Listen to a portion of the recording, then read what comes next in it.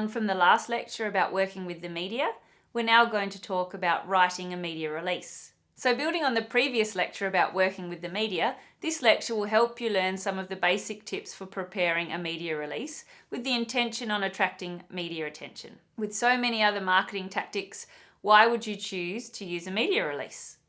Why should you devote the time and effort into crafting the perfect story and then promoting it to various media outlets? With the rise of 24-hour newsroom, the need for a journalist to find stories and news sources is increasing.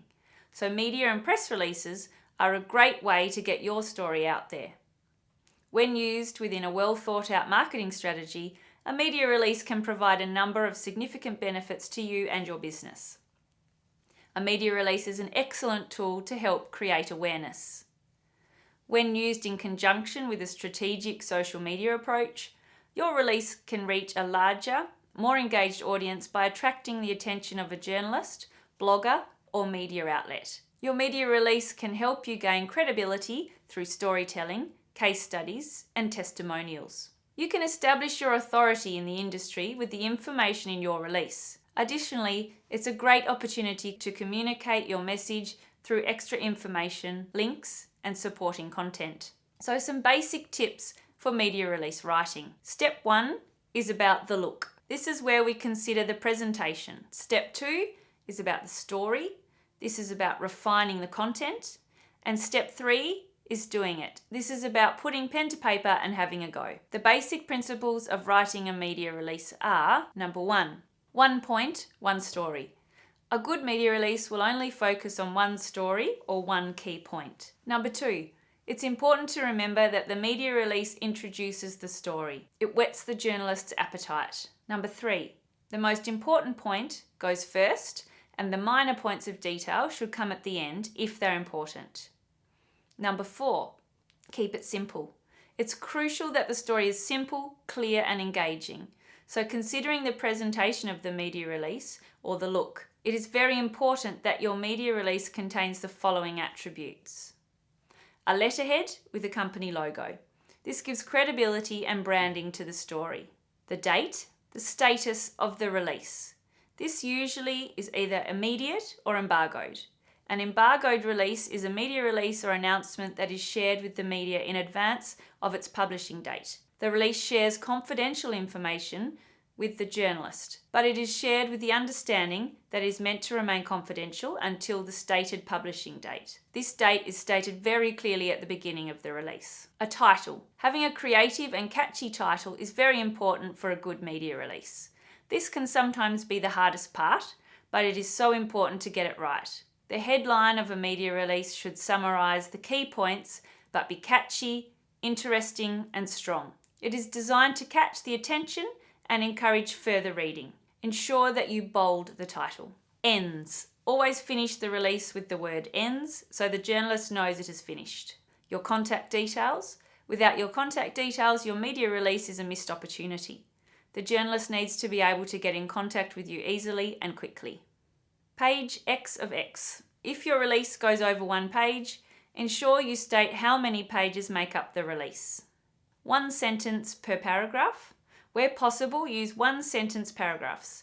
The body of the media release, it's important to prioritize messages from the most important to the least important. Use quotes to make your writing more interesting, but remember all assertions and opinions must be attributed to a particular person or the organization. The media are unable to use newsworthy assertions unless they're sourced, and they will often call to check on the quotes. Now, to look more closely at the content, it's really important to use small words. For example, adjacent, approximately, commence, terminate, sufficient, currently, manufacturer, and behind schedule. I'm sure you can think of longer ways to say all of these things. The next point is to use short sentences. Here is an example for you. This is a paragraph for you to consider. In this impatient and fast-moving world, political stability and predominant attitudes of government become of crucial importance. Programs aimed at aiding primary production, although backed by deeply involved scientific endeavour, can meet constraints and disruption through domestic political conditions imposed by pressure of non-participating or opposing cross-sections of the community. Every section in pest control therefore must be assessed in respect to an ever-increasing complexity of factors in addition to the direct effect on the pest species. So now let's have a think about what that paragraph is telling us and how can we share that same message with fewer words. How about social pressures can hinder pest control? Next is to consider the language. Language can either be passive or active. Which do you think is preferred for writing media releases? It is the active voice. For example, consider these sentences. A meeting will be held by the Landcare Group next week. This is passive and it's said in 11 words. The Landcare Group will hold a meeting next week. It's active and we've cut it to 9 words. Or the Landcare Group meets next week, active and just 6 words. So in summary, the content for media releases should use small words, short sentences, less than 20 words per sentence. Use an active voice, not passive. A good thing to remember is to write like you would talk, which is actively. And remember 1 sentence per paragraph. Use quotable quotes. It's fine to have up to 70% as quotes. State the facts, attribute opinions to people, keep the media release to 1 page, put the most important sentence first and the least important last. Okay, now it's time for you to have a go. We've provided a template to give you an acceptable format. You can put in your logo and contact details, etc., and work on your story. Before you start, perhaps do a quick web search and find some examples of good press releases. Your own company may already have some examples you can look at before starting. Good luck!